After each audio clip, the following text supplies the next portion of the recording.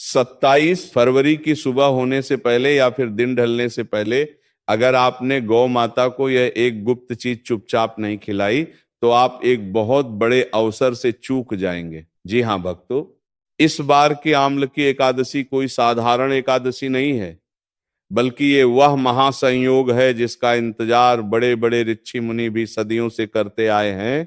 क्योंकि हमारे शास्त्रों के अनुसार ये वही दिन है जब स्वयं भगवान विष्णु ने ये वचन दिया था कि जो भी भक्त इस दिन आंवला और गौमाता की सच्चे मन से सेवा करेगा उसकी 7 पुश्तें राज करेंगी।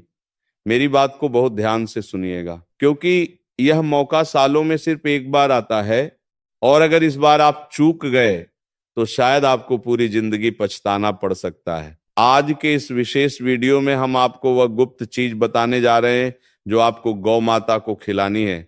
पर याद रहे, शर्त केवल इतनी है कि यह काम बिल्कुल चुपचाप होना चाहिए, बिना किसी के टोके, बिना किसी के देखे। आखिर वह कौन सी चीज है और क्यों आम्लकी एकादशी पर इसका इतना महत्व है, यह जानने के लिए हमारे साथ अंत तक बने रहिएगा, क्योंकि आधा अधूरा ज्ञान हमेशा घातक होता है और हम नहीं चाहते कि आप कोई भी गलती करें। भक्तों, फाल्गुन महीने के शुक्ल पक्ष की एकादशी को आम्लकी एकादशी कहा जाता है। आम्लकी का अर्थ होता है आंवला, वही आंवला जिसे हम और आप एक साधारण फल समझते हैं, लेकिन हमारे पुराणों में इसे धरती का अमृत कहा गया है। कहा जाता है कि जब ब्रह्मा जी की उत्पत्ति हुई थी तब उनके पवित्र आंसुओं से ही आंवला का पेड़ इस धरती पर आया था। इसीलिए इस पेड़ के हर एक पत्ते में, हर एक डाल में सभी देवी देवताओं का वास माना जाता है। और इस विशेष दिन पर अगर आप गौ माता के मुख में वो एक गुप्त चीज डाल देते हैं तो आपके घर से दरिद्रता और कंगाली ऐसे भागेगी जैसे सूरज को देखकर गहरा अंधेरा भागता है। परंतु सवाल ये उठता है कि आखिर गौ माता ही क्यों, कोई और पशु क्यों नहीं? देखिए दोस्तों, हमारे सनातन धर्म में गाय सिर्फ एक पशु नहीं है, बल्कि वह एक चलती फिरती तीर्थ है। कहा जाता है कि गाय के शरीर में 33 कोटि देवी देवताओं का वास होता है। जब आप गौ माता की सेवा करते हैं तो आप केवल एक जीव की सेवा नहीं कर रहे होते, बल्कि आप एक 733 कोटि देवी देवताओं को प्रसन्न कर रहे होते हैं।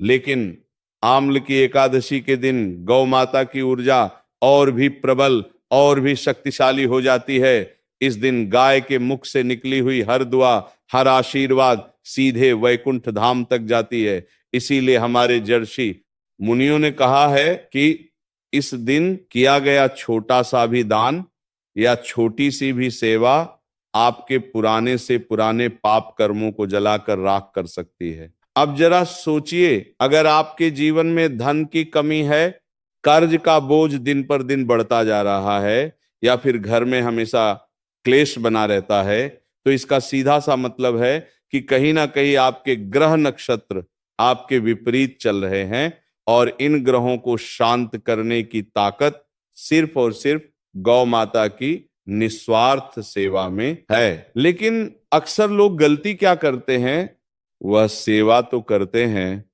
पर सही विधि और सही समय का ध्यान नहीं रखते। आज हम आपको वही सही विधि बताने वाले हैं जिसे करने के बाद आपकी किस्मत का ताला खुलना तय है। सबसे पहले यह समझ लीजिए कि आंवल की एकादशी के दिन भगवान विष्णु खुद आंवला के पेड़ में निवास करते हैं। इसीलिए इस दिन आंवला के पेड़ की पूजा करना और आंवला का दान करना सोने के दान के बराबर, यानी स्वर्ण दान के बराबर माना गया है। लेकिन अगर आपके पास आंवला का पेड़ नहीं है या आप किसी कारणवश पूजा नहीं कर पा रहे हैं तो घबराइए मत, गौ माता आपके सारे संकट हर लेंगी। बस आपको यह विशेष उपाय करना होगा। चलिए अब बात करते हैं उस गुप्त चीज की जिसे आपको गौ माता को खिलाना है। पर उससे पहले एक छोटी सी कथा सुन लीजिए जो इस दिन के महत्व को और भी गहराई से समझाती है। प्राचीन काल में एक राजा था जिसका नाम था चित्रसेन। वह राजा बड़ा ही धर्मात्मा था और अपनी प्रजा को अपनी संतान की तरह मानता था। लेकिन उसके राज्य में एक बार भयानक अकाल पड़ गया। बारिश नहीं हुई और धरती सूख गई, लोग भूख और प्यास से मरने लगे। तब राजा चित्रसेन ने एक महान ऋषि से इसका उपाय पूछा। ऋषि ने उन्हें आम्ल की एकादशी का व्रत रखने और गौ माता को आंवला खिलाने का सुझाव दिया। राजा ने पूरे विधि विधान से व्रत रखा और चुपचाप रात के अंधेरे में गौ माता को अपने हाथों से आंवला और गुड़ खिलाया। भक्तों, इसका परिणाम यह हुआ कि अगले ही दिन से राज्य में मूसलाधार वर्षा हुई और अन्न के भंडार फिर से भर गए। यह इस व्रत और इस उपाय की असली ताकत। तो भक्तों, अब ध्यान से नोट कर लीजिए कि आपको करना क्या है। 27 फरवरी की सुबह जल्दी उठकर स्नान करें और स्वच्छ वस्त्र धारण करें। हो सके तो पीले रंग के कपड़े पहने, क्योंकि पीला रंग भगवान विष्णु को अति प्रिय है और यह गुरु ग्रह को भी मजबूत करता है। इसके बाद अपने घर के मंदिर में भगवान विष्णु और माता लक्ष्मी की विधिवत पूजा करें, उन्हें आंवला अर्पित करें। अगर ताजा आंवला ना मिले तो आप सूखा आंवला भी उपयोग कर सकते हैं या आंवले का चूर्ण भी ले सकते हैं। पूजा के बाद आपको अपने हाथों से एक रोटी बनानी, पर ध्यान रहे यह रोटी साधारण नहीं होनी चाहिए। इस रोटी को बनाते समय आपको अपने मन में ओम नमो भगवते वासुदेवाय मंत्र का लगातार जाप करते रहना है, ताकि उस रोटी में मंत्रों की शक्ति समा जाए। जब रोटी बन जाए तो उसके ऊपर थोड़ा सा शुद्ध गुड़ रखें और साथ में एक आंवला रखें। अगर आंवला बड़ा है तो उसे काटकर उसके छोटे छोटे टुकड़े कर लें, और अगर आपके पास आंवला नहीं है तो आंवले का मुरब्बा या आंवले का अचार धोकर इस्तेमाल कर सकते हैं, लेकिन कोशिश करें कि फल ही हो। अब इस रोटी को अपने दोनों हाथों में लेकर भगवान से प्रार्थना करें कि हे प्रभु, मेरे घर के सारे संकट दूर करो, मेरे सिर से कर्ज का बोझ हटा दो और मेरे परिवार पर अपनी कृपा बनाए रखो। अब सबसे महत्वपूर्ण बात जो आपको याद रखनी है, ये काम आपको बिल्कुल अकेले में करना है। जब आप ये रोटी लेकर घर से निकले तो किसी से बात ना करें, अपना मौन व्रत धारण कर लें। रास्ते में अगर कोई मिल जाए, कोई परिचित दिख जाए तो उसे अनदेखा कर दें। आपका पूरा ध्यान बस गौ माता पर होना चाहिए।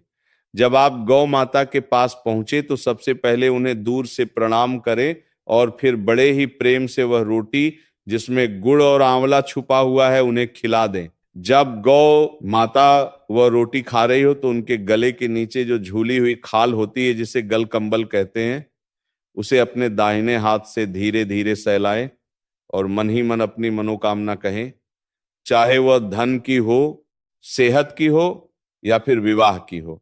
माना जाता है कि गौ माता के गल कंबल में साक्षात ब्रह्मा जी का वास होता है और वहां स्पर्श करने से आपकी किस्मत की सोई हुई लकीरें जाग सकती हैं।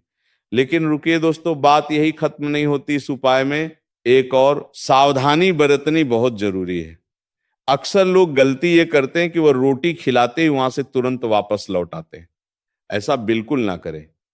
रोटी खिलाने के बाद कम से कम 5 मिनट वहीं खड़े रहे और गौ माता को निहारते रहे। अगर गौ माता रोटी खाने के बाद अपनी जीभ से अपनी नाक को चाट ले या फिर जोर से रंभा दे यानी आवाज निकाले, तो समझ लीजिए कि आपकी पूजा स्वीकार हो गई है।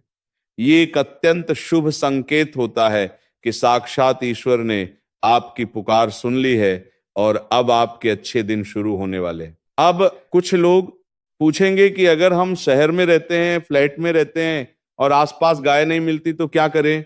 तो दोस्तों, इसका भी एक तोड़ है। हमारे शास्त्रों में हर समस्या का समाधान है। अगर आपको साक्षात गाय ना मिले तो आप किसी गौशाला में जाकर हरी घास या चारा दान कर सकते हैं, या फिर गाय के नाम के पैसे किसी गुल्लक में अलग रख दें और जब मौका मिले गौ सेवा में लगा दें।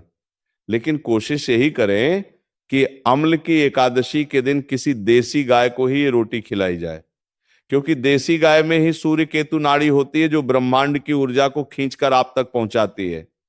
जर्सी या विदेशी नस्ल की गाय में यह नाड़ी नहीं होती, इसीलिए उन्हें खिलाने से उतना लाभ नहीं मिलेगा जितना देसी गाय को खिलाने से मिलता है।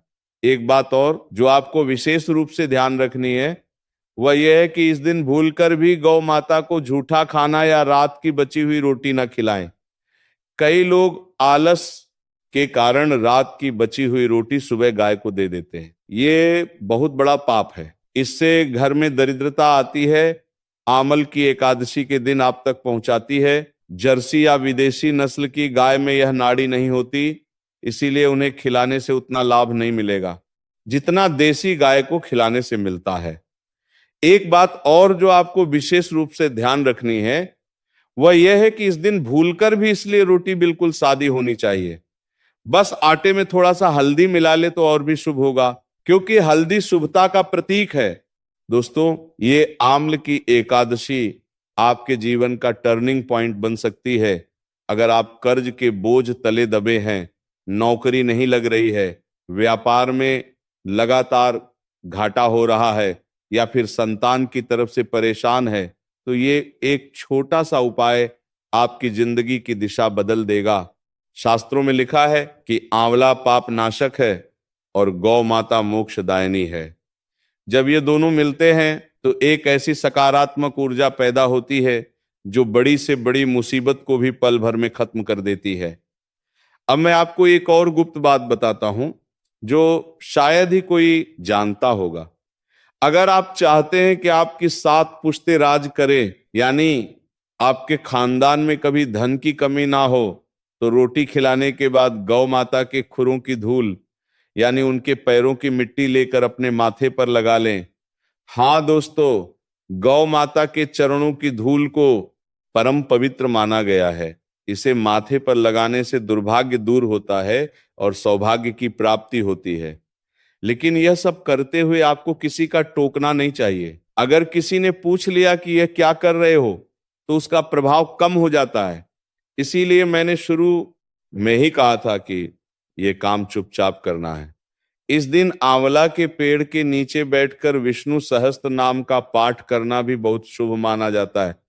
अगर आपके आसपास आंवला का पेड़ है तो वहां एक घी का दीपक जरूर जलाएं, और अगर पेड़ नहीं है तो घर के मंदिर में ही आंवला रखकर उसके सामने दीपक जलाएं और भगवान से प्रार्थना करें।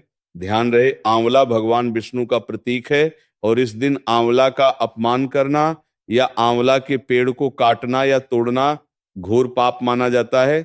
यहां तक कि इस दिन आंवला खाना माना गया है। केवल दान करना है और गौ माता को खिलाना है, खुद नहीं खाना है। इस बात का विशेष ध्यान रखें दोस्तों। तो ये सारी बातें हमारे पुराणों में लिखी हुई है और हमारे पूर्वज इनका पालन करते थे, तभी वह सुखी और समृद्ध थे।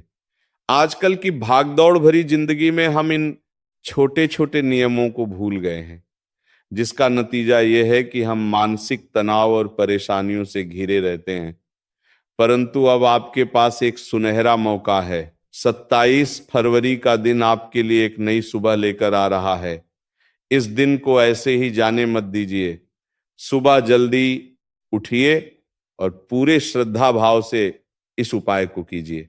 विश्वास मानिए दोस्तों, ईश्वर उन्हीं की मदद करता है जो अपनी मदद खुद करते हैं। एक और महत्वपूर्ण बात जो मैं आपको बताना चाहता हूं वो यह है कि अगर आपके घर में कोई लंबे समय से बीमार है और दवाइयां असर नहीं कर रही हैं, तो आम्ल की एकादशी के दिन उस बीमार व्यक्ति के हाथ से गौ माता को आंवला स्पर्श करवा के खिला दें। आप देखेंगे कि धीरे धीरे उसकी सेहत में सुधार होने लगेगा। ये आंवला का चमत्कार है जो वैज्ञानिक रूप से भी सिद्ध हो चुका है कि आंवला में रोग प्रतिरोधक क्षमता बढ़ाने की ताकत होती है, लेकिन आध्यात्मिक रूप से यह रोगों को नष्ट करने वाला माना गया है। कभी कभी हम सोचते हैं कि इतने छोटे से उपाय से क्या होगा, लेकिन याद रखिए दोस्तों, एक छोटी सी चाबी बड़े से बड़े ताले को खोल देती है। उसी तरह ये छोटे छोटे उपाय आपके जीवन के बड़े बड़े संकटों को दूर करने की ताकत रखते हैं। बस जरूरत है तो सच्चे मन और विश्वास की। अगर आप मन में शंका लेकर ये उपाय करेंगे तो इसका कोई लाभ नहीं होगा। इसीलिए मन में दृढ़ विश्वास रखें कि मेरी पूजा जरूर स्वीकार होगी और मेरा बुरा वक्त जरूर बदलेगा। और हाँ, एक गलती जो अक्सर लोग करते हैं वो ये है कि उपाय करने के बाद वो सबको बताने लगते हैं कि मैंने आज ये किया, मैंने वह किया। शास्त्रों में कहा गया है कि नेकी कर और दरिया में डाल, यानी अपना अच्छा कर्म करके उसे भूल जाओ, उसका ढिंढोरा मत पीटो। जब आप अपने पुण्य कर्मों का बखान करते हैं तो उनका फल नष्ट हो जाता है। इसीलिए इस बात को अपने तक ही सीमित रखें और गुप्त रूप से दान पुण्य करते रहे, यही सच्ची भक्ति है।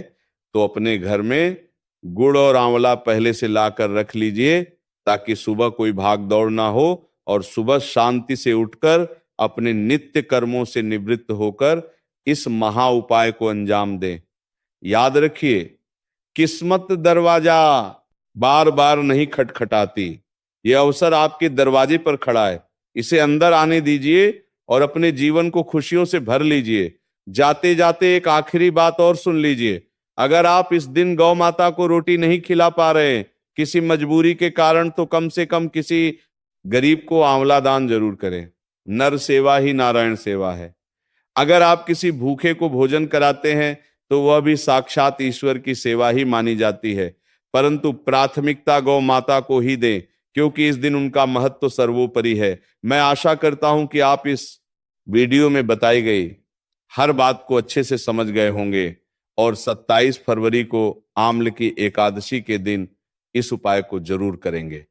दोस्तों, हमारा उद्देश्य यही है कि आपके जीवन से दुख दर्द दूर हो और आप सुख शांति से अपना जीवन व्यतीत करें। अगर आपको यह जानकारी अच्छी लगी हो तो इसे अपने दोस्तों और रिश्तेदारों के साथ शेयर जरूर करें, ताकि वह भी इस पुण्य के भागी बन सके, क्योंकि अच्छी बात फैलाना भी एक पुण्य का काम है। याद रखिए, समय बड़ा बलवान होता है और ग्रह नक्षत्र अपना प्रभाव दिखाते ही हैं, लेकिन जो मनुष्य भक्ति और सेवा के मार्ग पर चलता है उसका ग्रह भी कुछ नहीं बिगाड़ सकते। भगवान विष्णु और गौ माता की कृपा आप सभी पर बनी रहे, यही मेरी प्रार्थना है।